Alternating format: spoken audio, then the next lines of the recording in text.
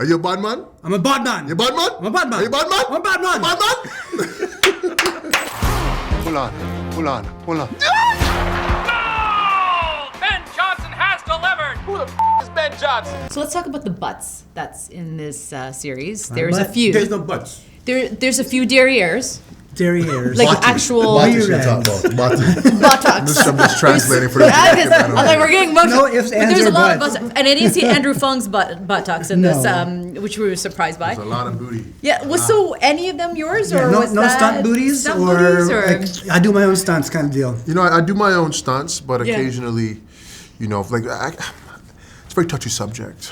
Talking about booties. Yeah. It's in we my were just, rider, but you know that being said, I will say Andrew Bachelor. I'm not talking about his booty because that's not what I'm about to do right here. But this is what they've said on and off the record about Andrew Bachelor's booty. So there's a casting process for butt doubles for folks who don't know, and that is the truth. And they line up a bunch of butts, and then you got to pick which one is the right one. Sometimes you know they're off because there's white butts going for black butts, and it's like that doesn't work out. No. And so Andrew's butt is his butt, you know. So he's very proud of that. As for my butt, that'll remain a secret. Is it yours? You could just like wink or. I mean, you can sit through the whole credits. It's got to be somewhere buried deep in the credits, I don't right? know. Ben's butt number 3, played by. His bottom, his body, you know. We have one more photo. Yo, Ben's like, yo, what are we talking about right now, man? I'm a Jamaican man. That was my first question to Carlos. I'm like, there was a lot. There was a lot. There was. If you want to be the best, you have to beat the best. Yes, ma'am. And how did you practice or study Ben to make this come to life? What's great about Ben and his story, as actors, when you do biopics, sometimes the individuals aren't here anymore. There's limited information. Right, yeah. With Ben's stories, just at the time where we had the cameras, we had the lights, we had all the good stuff. So I was very fortunate to have a lot of source material. And beyond the source material on the screen, I'm Jamaican descent and I'm from Scarborough. Yeah. So it hit home. Yes. And to prepare not only physically in the gym and working with my trainers and my coaches, I also had my mother help me as my dialect coach. And she would send me voice memos literally every morning saying, say it like this, do it like that, which has really helped. And what's awesome about my mom being my dialect coach is that I gotta pay her. It's free. Hey, okay. Actually, you should pay your mom. I mean, spiritually, there's got to be something. Financially, there's got to be something. I'd have to cut a check. She didn't invoice me. So it is funny about that specifically because when we got on the phone for the first time after we both watched it, we were both like, "Mummy, Mummy. We looked through some older photos too, and we wanted to go back to this moment and just capture what you were going through, Ben, in 1988 on the podium, and that feeling for you.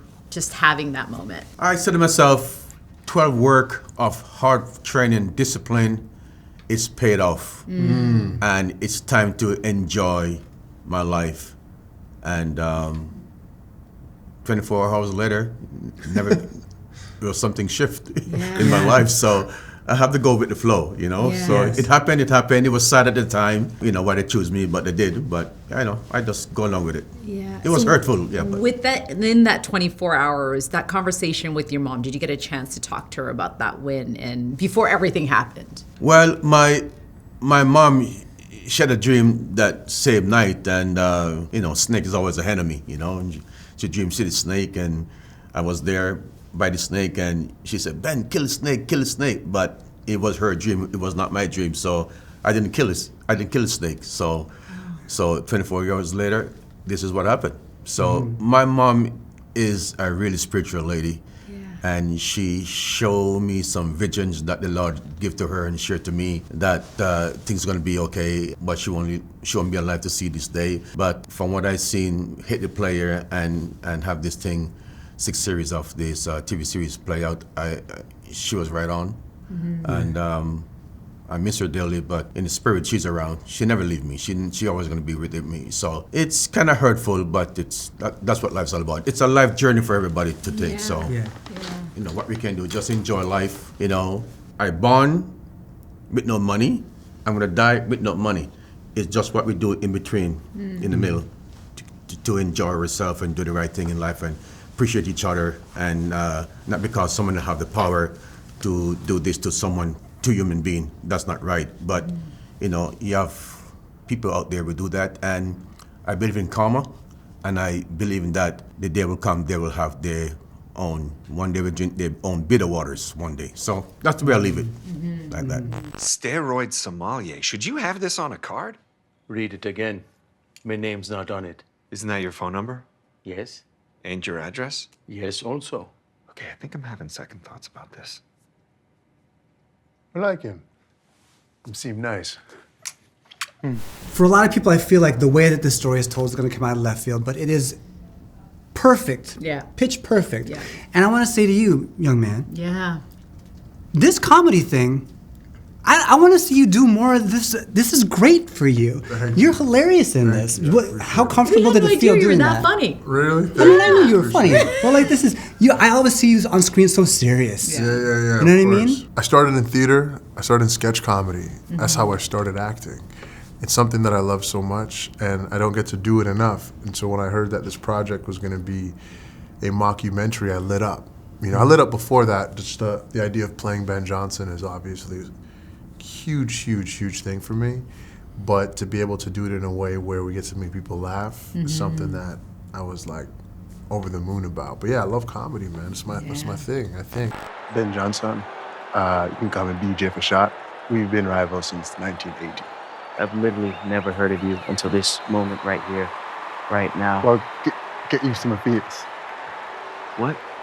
We watched this whole series, and it is such a brilliant way of bringing the story to life in a comedic way, and you are brilliant. I gotta tell you, it's like the role fits you like a crisp shirt, man. Like you had it in your drawer for a long time. So easy to watch. You gotta tell, like, it's gotta be one of the most fun productions. Oh yeah, ever. Yeah, so much fun. When I heard about the project through Shamier, who's one of the producers, I grew up in a track household, track and field. So my parents, they loved it. So I instantly knew what the story was.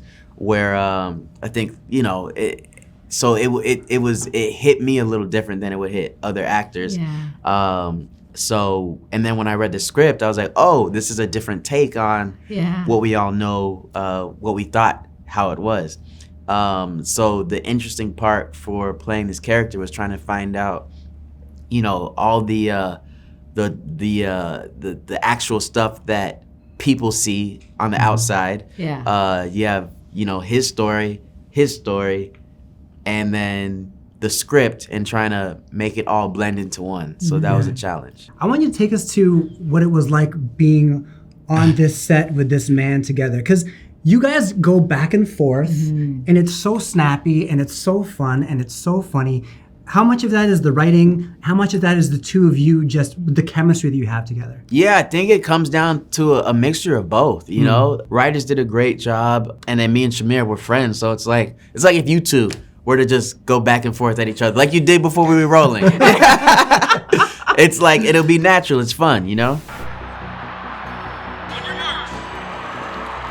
I might run backwards just to give you a chance. So you're a Hillary Duff fan. Yes. Is that your hype song when you get on a racetrack and... Wow, that's wild. Do you know who Hillary Duff is, Ben? Not really. Not really. How do you hype yourself up? Actually, I'm curious. I just think about all the hard work that get me here. Yeah. And mentally, emotion, and just, do some meditation and then just get ready. You don't have any music you listen Let's to? say back in the day, there wasn't like one Sometimes track. I sing in my mind and, some Bob Marley music. And Yes. I and I. Yes. Selassie I. And he listens to Hillary Duff. So I listen to Hillary Duff. very comparable. Pretty much I'll put you on. the same difference. Bob Marley and Hillary Duff, yeah. I love it. 5%? 5%. Unprecedented. Unprecedented. Me sideways, that's good. Don't worry, Carl. I'll get you 6%. 7%. No, wait, I'm gonna get you 10%. Zip it, I'm trying to eavesdrop. Do you remember your first big advertisement that just meant so much to you? Wow, let me see.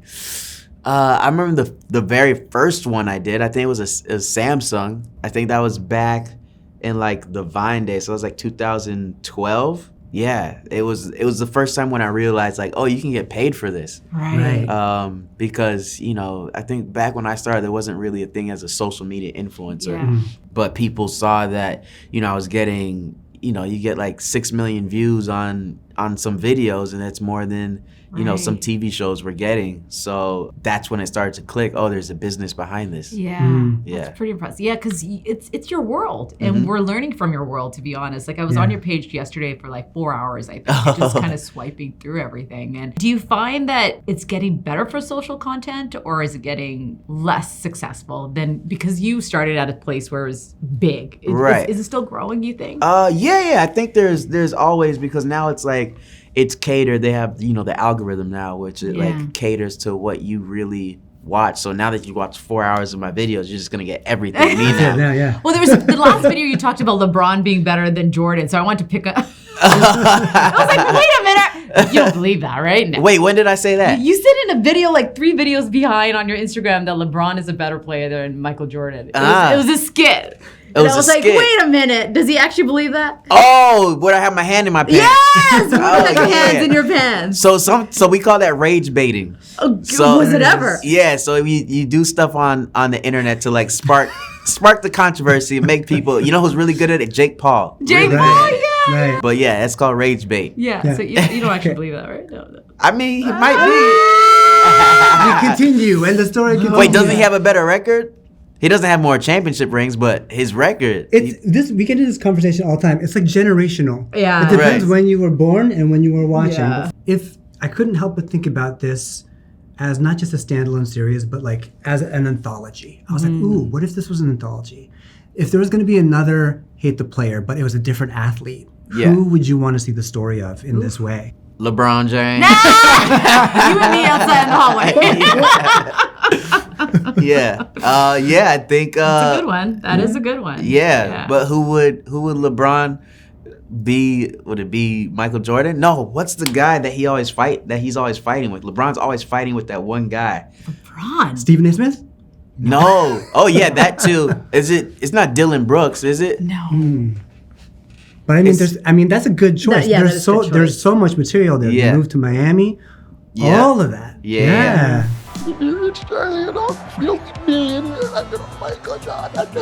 Michael Jordan only became a billionaire in 2016. How would you know that in 1988? Small details are for small people. Just enjoy the show. Going back to playing Ben, look at this picture. Adoring this medal. You know, when I've heard people talk about when they play another figure, that there is a specific, whether it's a movement or a word or just something about that person that they always go back to, like the landing point. If I'm straight, right. What was the landing point for you for Ben in this? Very good question. Ben? I love music, and I love, and it sounds weird, listening to things, and so I would listen to his interviews. Very good question. Now you're into my behind the curtain a little bit. So I have folders of Ben on my laptop. So in my dressing room, I would have a bunch of photos and a bunch of timelines all over my dressing room. And then on my hard drive, I'd have 3 said this before.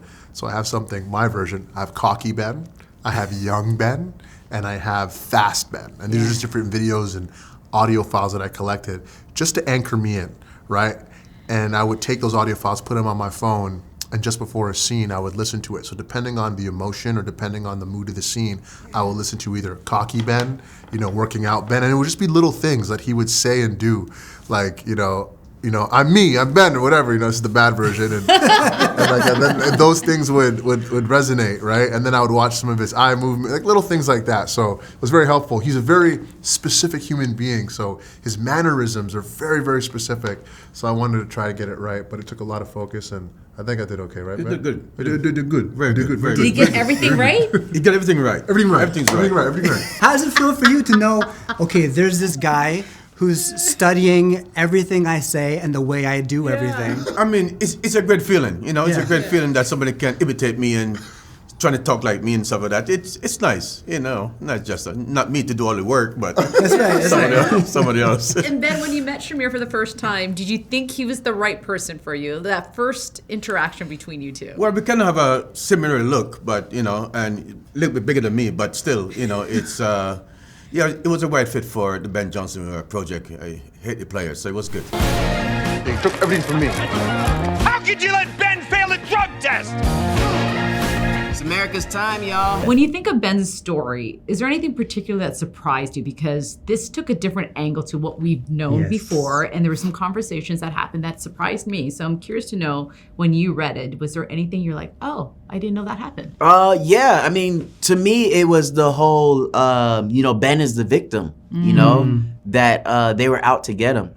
From the outside looking in, you don't really see that. And then you hear that all the time in stories. Like, the media will take somebody and flip the story around to make them, look like the bad person when they didn't really do anything wrong. So it really, you get to look at it from a different lens. Yeah, we talked a lot after watching the series about what it felt like for us when we were young. Like when I was a child, she was already old when it happened, but when I was a child, here you go. And for me, Ben is always this like mythical, legendary figure in my mind, even now. And seeing him in the hallway, before I went up to say hi, I kind of got a little, I hesitated a little bit in his way, because I turned into a little kid again. Mm-hmm. How would you describe him now, knowing him now, and reflecting on this larger-than-life figure that he's always been? I was the same way, because you think of Ben Johnson, and then when you actually meet him, he's like a teddy bear. He's nice, he's funny. So I had the same reaction as you did. We know nothing about steroids. No. Bribery. We know tomatoes, we know olive oil, we know what the shoes. Mama, cannoli. Okay, cannoli, yeah. Have a cannoli, you are very Ben Johnson. This is going to take the stress right away. You have one of those, you're going to feel good, okay? Okay, ciao. As fun and as funny and as kind of off the wall and wacky as the series is, it is touching on all of this stuff that we just kind of talked about. There's a lot of emotion in there. Shamier, how do you ride the line between making sure that this is still fun and entertaining, but also for the people that were around? I remember being a kid watching this and being I said in the other room, I was in awe of you, when I was younger. And even when meeting you out in the hallway just now, I stuttered a little bit because you're a hero, right? How do you ride that line between this is wild, but also there's some real drama in here? It was really important for me to, in my process and in the work, ensure that we remembered that we're telling a story about a man who has a heartbeat, who has feelings. And even though it's a wacky show in a beautiful way, it's a comedic piece, it's a chaotic piece, we have to remember, for me, to anchor it in truth. And what were those anchors? His mother being one of them. And so for me, that's where I think Ben and I relate the most, is our love for our mothers. My mother, as I mentioned, was my dialect coach in this. My mother's very important to me, a strong Jamaican black woman who raised 3 boys on her own in Metro housing. And so I look at that as the North Star, and that's the why. We have to remember, in our pursuit for greatness, and whatever greatness means to you, we have to understand what that why is. And that why is what I look to Ben for, and what I try to understand in his story. And I think that clear North Star is what, for me, keeps it anchored. And that's why the emotion in the series is a roller coaster. You see him laughing, you see him crying, you see him angry, in the chaos of the comedy, and you can still feel for him. And I think without those things, then it's just this heightened, fantastical world of garbage. And then we're just poking fun at him, which is a piece of poking fun, but we have to come back to the truth of knowing why we're here. And that's kind of how I looked at it the entire time, building this world. I was living the project too, back in the early 80s, going through my training routine and go to the track and train and keep building my mind and my speed and my endurance and the focus and the drive. And I just one day, I couldn't buy a house for my mother. And I did it. I did it. And that's a true blessing, and that's the best thing that a son can give to the mother, better than any money in the world, to give something back to her. Hey, who likes the money? Oh, you like the money? Michael Jordan. Hey, we go, look at us. In Europe, we throw the money. And you were born in '88 when this race happened. Yeah. And were you a fan of Carl Lewis or Ben Johnson? Both. I was just a fan of track and field. In general. Yeah. You liked one better than the other? Oh, yeah. Well, I gotta say... Ben's in the other room. But yeah, so you must have watched the race over and over to kind of capture the essence of Carl. Oh, not only that, I watched all races. All races. All of it, from the early stages to the end stages to the retirement to the national anthem to everything. Yeah. So it's in you. So it made this all made so much sense to you to be part of that. Yeah, definitely. Now, we were going through some behind-the-scenes footage, and There's behind-the-scenes footage? Well, photos. This is a photo. And we just couldn't stop laughing at this photo because it just kind of captures everything. All of it. I want to give you this, though. Look at this. Shamier. Look at this expression that you can't see behind you. It's so telling. It's so full. The two Nemesis. Yeah. Right? Here? Yeah. Who is your Nemesis, would you say? In real life? Yeah, let's get in there. In real life. Oh, man. Who's your Carl Lewis?